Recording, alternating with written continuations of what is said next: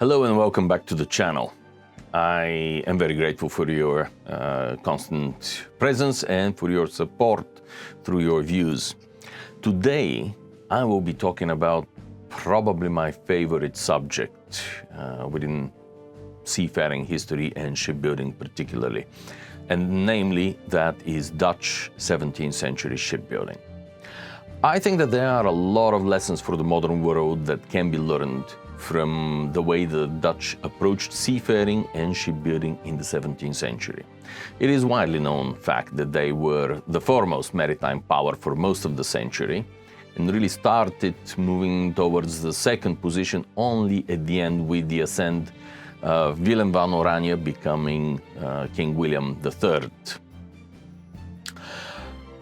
There are a number of issues there. We will not have time to discuss what and why forced the Dutch to second position by the 18th century, but in the 17th century they really were the foremost shipbuilders, the foremost merchants, the foremost traders and sea carriers, really. How was this accomplished? What do you need to create the most formidable merchant or naval marine in the world? In the age of sail, you need timber. What is that the Netherlands do not possess? Forests. You need iron. You guessed it, the Netherlands do not possess large quantities of iron. You require hemp. Not the smoking kind, by the way. They do not possess hemp. That is all imported from the Baltic area.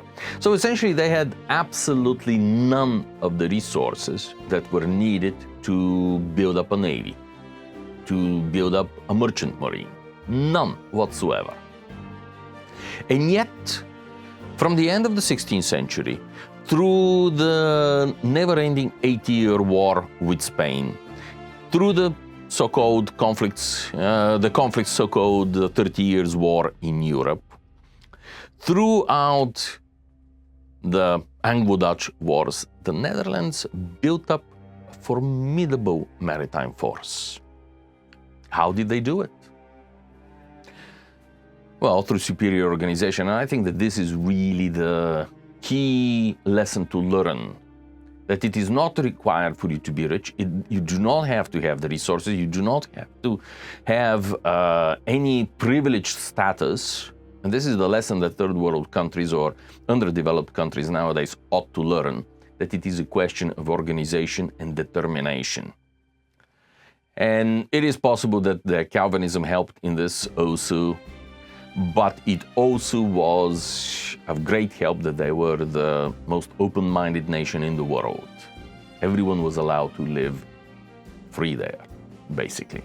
And that, of course, attracted capital, that attracted the great brains, but most and foremost, this was their own achievement. The other thing that you need for a large sailing navy, of course, is manpower.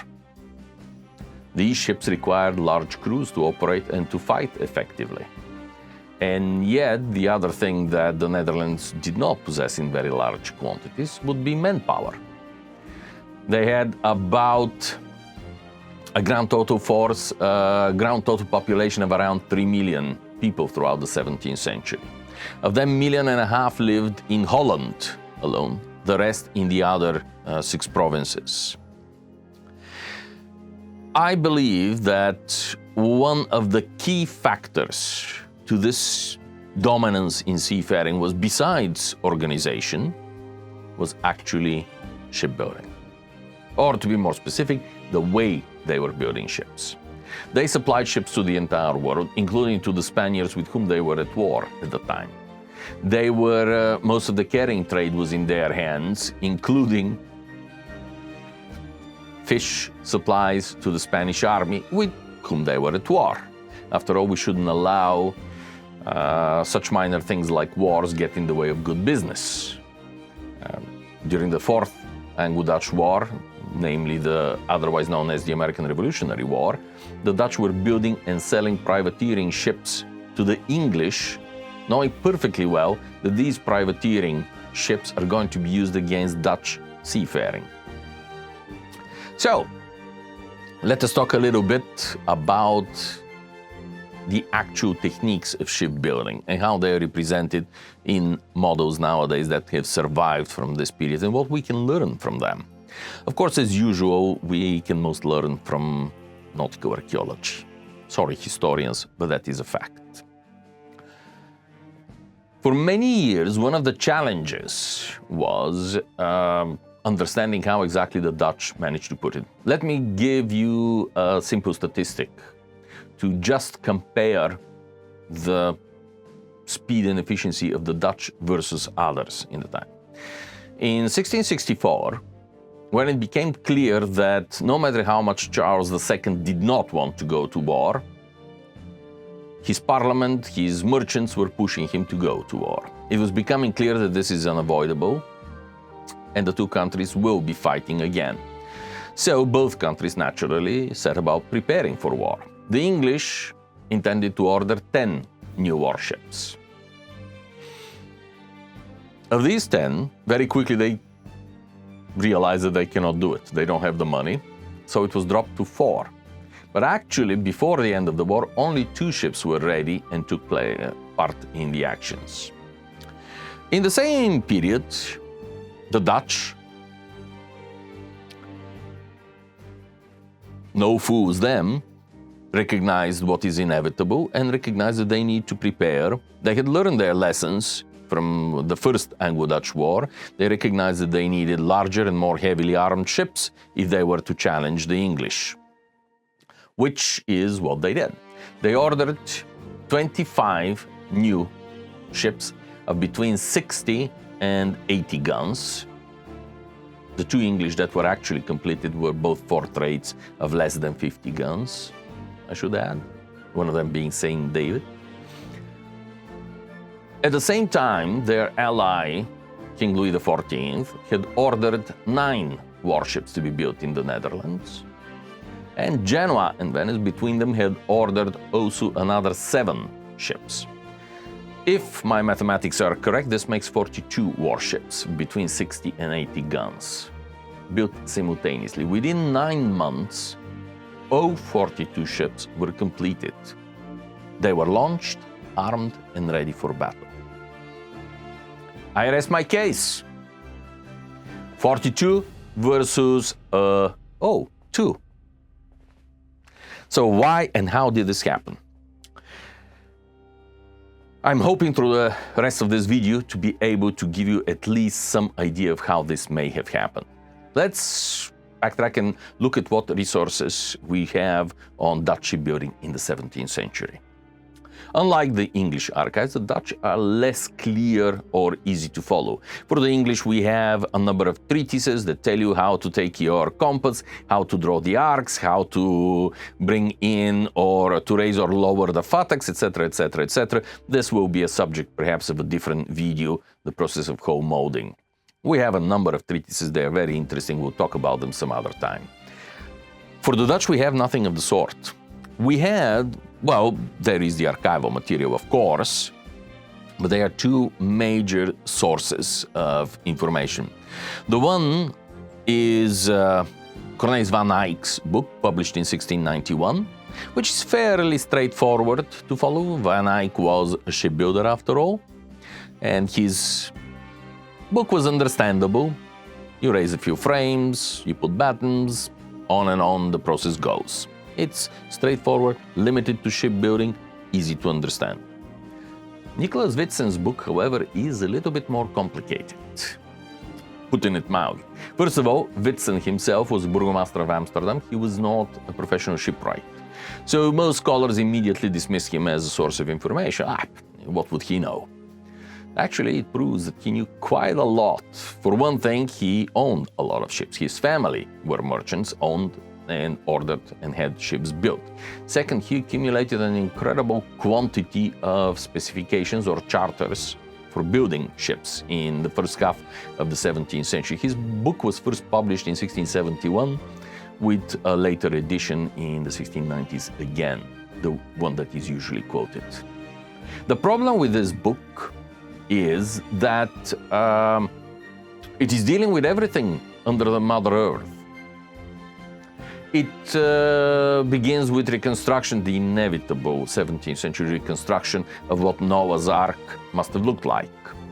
Then he jumps and discusses Roman and ancient Greek trireme reconstructions. Well, let me tell you, his is no less likely than most modern reconstructions. It's right up in the same ballpark.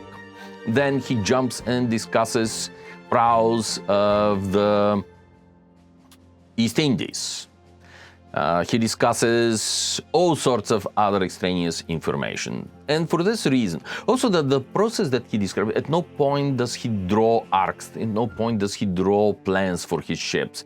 So most scholars dismissed him as not particularly valuable source of shipbuilding. One scholar, known to pretty much all ship modelers, I would imagine, who were interested in the period, namely Mr. Hoving, however, took him quite seriously. He recognized that he is describing a different style of shipbuilding. He approached the study in a very systematic and interesting way.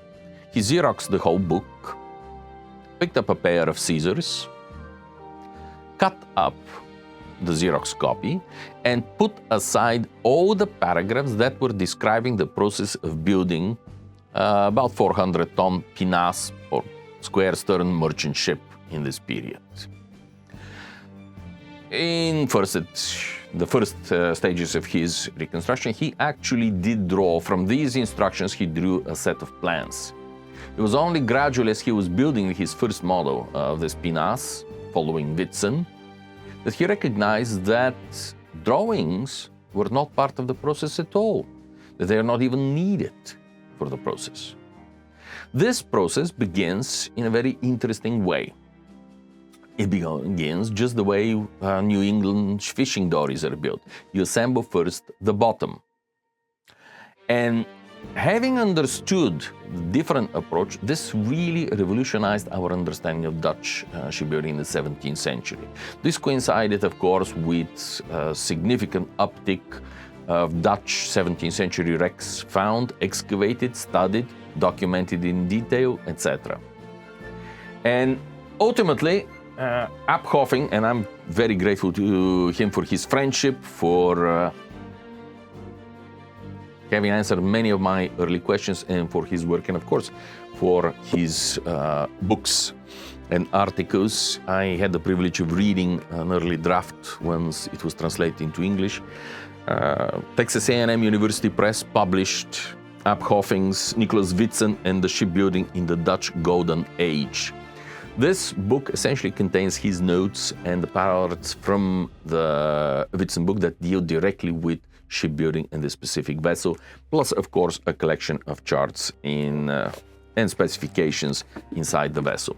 It turns out that, contrary to what most people thought, Nicolaes Witsen gives you a perfectly decent, perfectly practical, step-by-step approach to how do you build a ship without drawings and without actually eyeballing it. This is not Grandpa Johnny decided to put together a boat and knocked together a couple of frames, then stretched strings or battens and started planking. Not at all. These are very carefully designed, very carefully thought through from engineering point of view vessels. They are not built by eye. They're built with control methods. They're built by proportions. It just is different from what we are normally used to. But this does not make them any more or any less sophisticated than the shipbuilding in the treatises. So, how do you begin building this? Ab and his colleagues have, and thank you, Ab, for all this data and knowledge that you have provided me over the years. But this is essentially showing you the sequence of how such a vessel is built. You raise the stem onto the keel, you fasten the stern with the fashioned timbers, with the transoms and the stern posts, you raise it and you fasten it to the keel. And after that, you start assembling the planking of the bottom. As you see from this illustration, the planks are held together with cleats that are nailed across the seams of the planks. So, in other words, you're designing the shape of the bottom without frames. You're assembling, you're forming the bottom without having used pretty much any frames at all. And only once you have reached the maximum part of the bottom, which the proportions tell you should be such and such proportion of the maximum beam of the ship, depending what sort of a vessel you're building, depending on what your needs are. You also determine the dead rise, how sharp should be the bottom, how flat should be the bottom. Yes, the method is best adapted to fairly flat-bottomed vessel, which of course is exactly what the Dutch needed. The shows of their coast are notorious, and that is why they tended to build flat-bottomed vessels. In parentheses, I should add that this, in turn, provided more stable gun platforms in comparison with other vessels, but this is neither here nor there for the purposes of our current conversation. These cleats are temporary. The moment you start adding the frames of the vessel inside, and here I'm moving to another one of App's books. This one is his reconstruction of Adel Tasman's vessels. I don't think it is available anymore, but it is an excellent resource for ship modelers. You can see a review of the book on the SYSTER channel above me.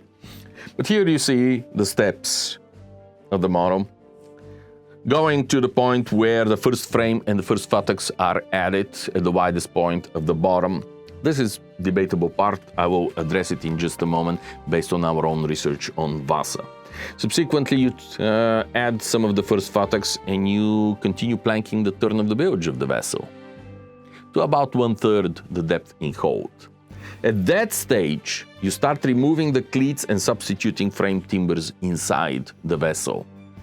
And that really is the key to this brilliant, simple, and very, very effective way of building ships. This is what made them cheaper. This is what made them build much faster than anyone else.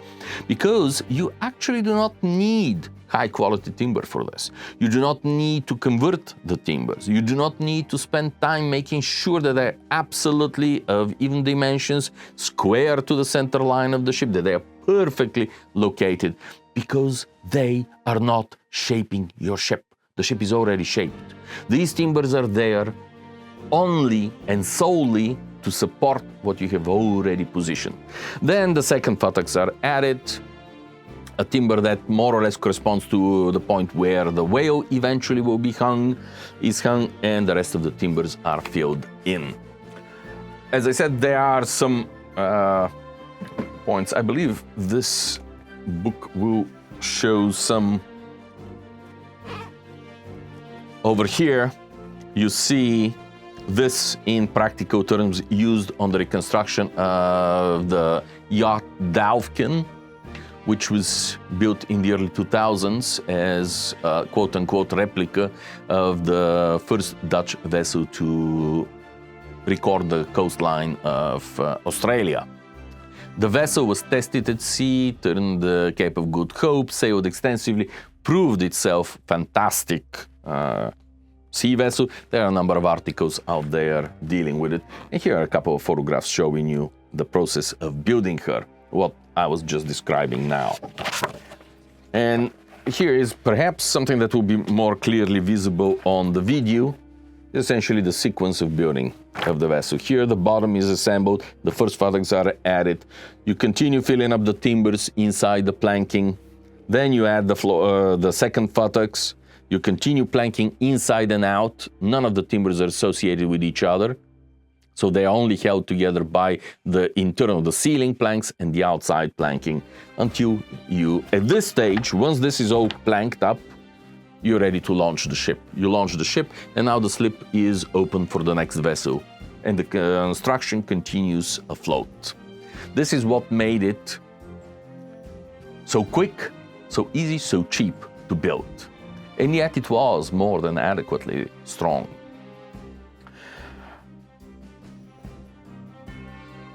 So, this style of shipbuilding is known as bottom-based construction.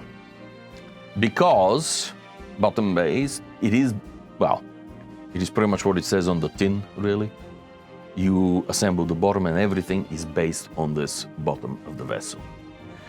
None of the timbers have to be parallel to each other. None of the timbers have to be at 90 degrees. And if they are inadequate in dimensions or shape, there is nothing stopping you from putting a shim under the floor timber to fill up the space between the planking and the timber itself. This is what brought the cost so far low. This is what made it so much cheaper than other styles of construction. And I believe this is what gave them the technological edge to push others out of the market and to be the main supplier of merchant and warships throughout the first half of the 17th century. As long as warships were fairly small with fairly limited draft, this was great, this was working perfectly. But as the century progressed, warships began to be larger and larger. And here, to some extent, part of the demise of Dutch shipbuilding was actually the dominance of Amsterdam. Amsterdam, to maintain its dominance, was constantly arguing strongly against larger ships because of the Zuiderzee, where deep-drafted ships could not enter. That may have worked to the benefit of Amsterdam remaining the dominant shipbuilding center in the Netherlands, but it did not work out quite so well for the dominance of the Dutch Navy when they had against them ships like Royal Sovereign, Prince Royal, and the other three-deckers of the English. This was the one advantage the English retained throughout the wars, their three-deckers. So that's why the English would continue building three-deckers in the 18th century at the expense of the others. That was giving them advantage. This was based on their experience of the Anglo-Dutch wars. More about this in a different video when we're talking about naval warfare in this period. As far as archaeology is concerned, yes, we do have excellent examples of exactly this sort of construction. There is the Mauritius of the early 17th century, which was excavated in the 80s, if I remember correctly. There is Batavia, excavated by Jeremy Green and the Western Australian Museum in the 70s. There are a number of other Dutch East Indiamen by now who have been at least partially studied. Then there is a ship that practically is complete, that was raised and is stored, the last that I saw it, in Shipmodeler in the Netherlands. And of course, then there is Vasa, which some have suggested was built in a different method based on frames. She's not. She's built entirely based on bottom, just as the principles that I described until now.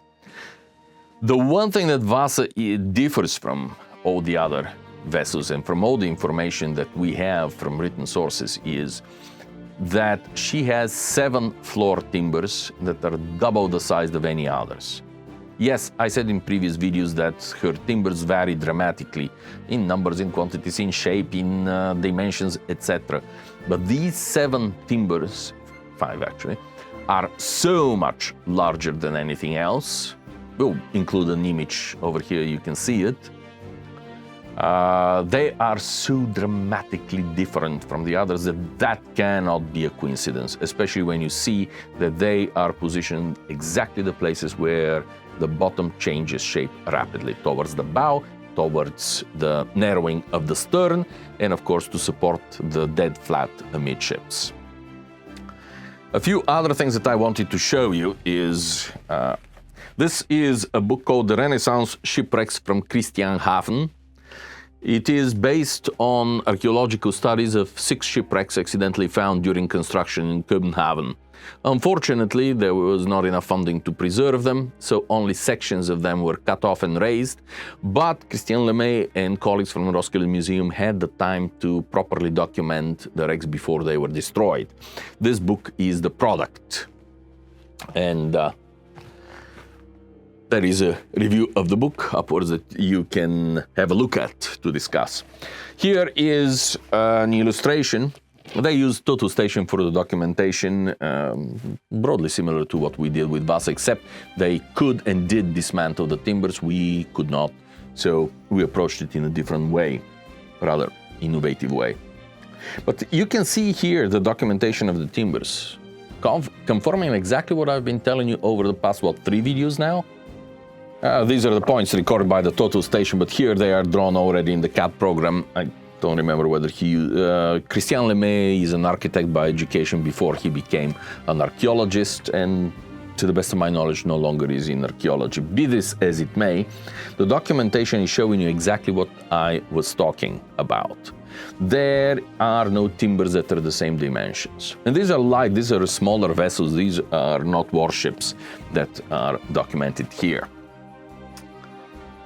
But the process of construction, here is I'm including this for the photograph, because the photograph is showing you exactly how such a vessel looks. This one is actually much more systematic, much more organized than the other wrecks are, and then most of Dutch shipwrecks look like. This was one thing that we were looking for in Tobago. Unfortunately, not one of the wrecks survives to the point where we can record our structure. That was very sad. I'm including this page here because he used the traditional methods following up Hoving's principles for the reconstruction of the shape of the vessels. He was much more interested in the reconstruction of the shape of the vessels than in the construction. I, on the other hand, my work is dedicated particularly to the construction. But you can see the cleats, and the cleats on the outside and on the inside, they don't have to be only on the inside. On Vaso we have traces on the other side also. But the interesting part of this is that when you remove the cleats, you have nail holes left. It was considered good practice to fill these holes with small wooden dowels, spijkerpennen. And of course, any Dutch viewer, if there is one such, will start throwing rotten tomatoes at me for my Dutch pronunciation. I read Dutch, but I cannot speak it to save my life, I'm afraid. And that is one of my major shortcomings and failures. Be this as it may, the fact that these traces are left on the planking are dead giveaway when you're analyzing the construction of a vessel. This is the absolute final proof that you have a bottom-based vessel. So, this was a brief overview of how and why Dutch shipbuilding was so exceptional and how it produced such a powerful maritime economy without actually having the resources to do so. And that is what is so incredibly impressive about the Dutch Golden Age, as the 17th century is known in Dutch history. That is why I so deeply admire their achievements historically in this period. The logical question to ask in the final minutes of this video are, well, when and how did this practice emerge? When did it end? It emerged in ancient times, as a matter of fact. We have evidence of boat building since at least the first couple of centuries AD. It is the so-called Romano-Celtic tradition of shipbuilding. There again, the bottoms are assembled first. There you can see the timbers that do not really shape the vessel. They're there to support the structure. We have a number of such vessels. The St. Peter Port wreck in Guernsey is of this type. The Bevet boat that was excavated and documented by Beat Arnault in Switzerland. All of them, I'm naming just two, there are actually dozens of such vessels. I will not go through all of them. I will be merciful towards my viewers in this. But they are very interesting. It is interesting tradition that continued in the Netherlands later, and it is best described, of course, in the Netherlands. I should finish this by pointing out that the tradition did not really disappear until the end of Dutch wooden shipbuilding. For large ocean-going vessels, it is widely believed by the end of the 1720s, the traditional Dutch way had given way to drawings and more style of building similar to English methods. For smaller vessels, this period continued all the way into the 19th century. Why the change? And truthfully, because of bureaucracy. It is extremely hard to keep track and to repeat something that is built from proportions and by the experience of master shipwrights. Should something go wrong, you have no paper track, you have no paper trail. Bureaucracy loves paper trail because the task of bureaucracy is simply to find whose fault it is when things go bad, or rather to shove the fault onto somebody away from them. And if you do not have a paper trail, it is extremely poor chance of managing to shift blame to somebody else. It becomes a he said, she said, it said. Wow, with a paper trail you can always say, you signed off on this one. I am in the clear. It's your fault.